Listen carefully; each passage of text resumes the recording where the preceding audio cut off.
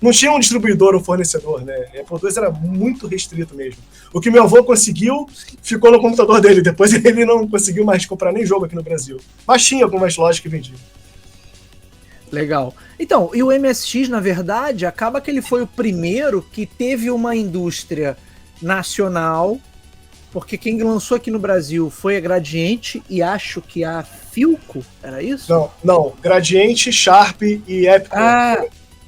Gradiente, Sharp era aquele Hobbit, né? O Hot Beat foi a versão... Foi a versão de... Não, maluco, Lira. Outro filme, outra coisa. O Hot Beat, ele era uma peça completa de computador, né? Ele era o teclado e o console. O Hot Beat ele foi dividido em duas empresas, se eu não me engano, a Epicon e a Sharp. A Sharp produzia o Hot Beat branco. E a Epicon produzia o Hot Beat preto, que era um, digamos, mais raro, não sei. Eu tinha esse Hot Beat preto, meu pai comprou de aniversário. E a Gradiente era o mais popular, que era o desktop, né? Tinha o teclado separado da base, e a base comportava a TV que você colocava em cima. Esse era o mais clássico. Se eu fosse comprar um MSX hoje, eu procuraria por ele, pelo da Gradiente, era o mais bonitão. Então, e que outros sistemas de computação, achei um anúncio aqui do Hot Beat e um anúncio esse da Gradiente aqui, com 2 entradas de cartucho. O pessoal não vai conseguir ver, isso aqui é da edição da Old Gamer, a edição MSX, que minha prima tinha, era justamente essa aqui da Gradiente, com 2 entradas de cartucho ali. 2 slots, isso. 2 slots de cartucho, cara. E todos eles tinham, tá? Todos eles tinham. O Hot Beat, ele tinha um em cima e um outro do lado. Era bem baixo do lado, assim. Só o da Gradiente que era na frente mesmo. Legal.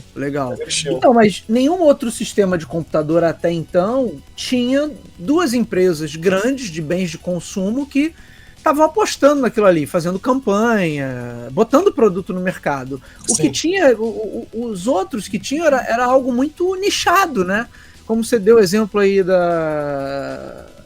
próprio Apple II, ou de outros sistemas que tenham vindo aí, ou porque alguma empresa daqui estava fazendo aquela engenharia reversa, ou porque vinha por importação mesmo, mas era um negócio super de nicho ali, era uma...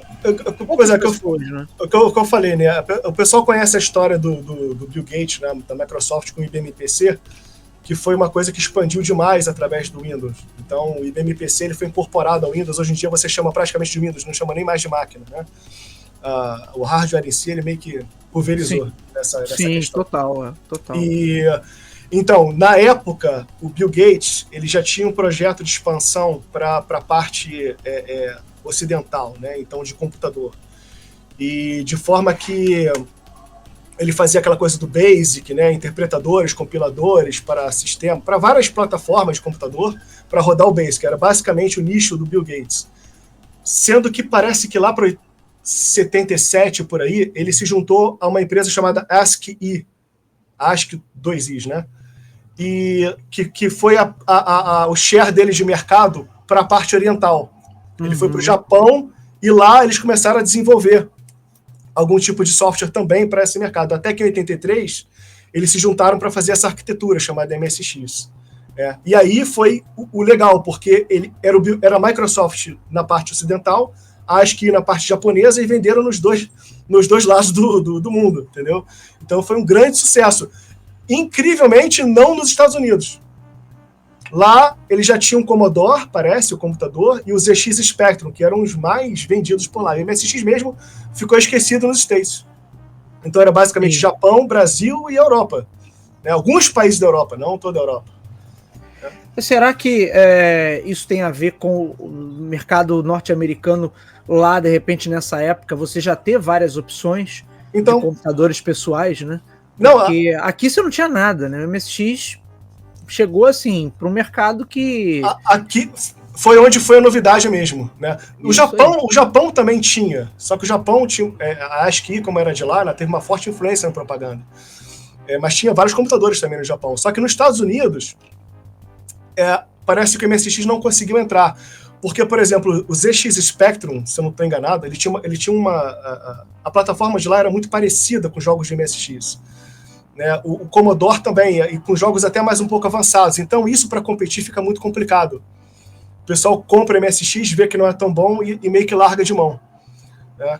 Não sei como foi feita a propaganda lá, sinceramente, na época, mas eu sei que não vendeu quase nada, assim, foi uma coisa bem pífia e não expressiva, tá?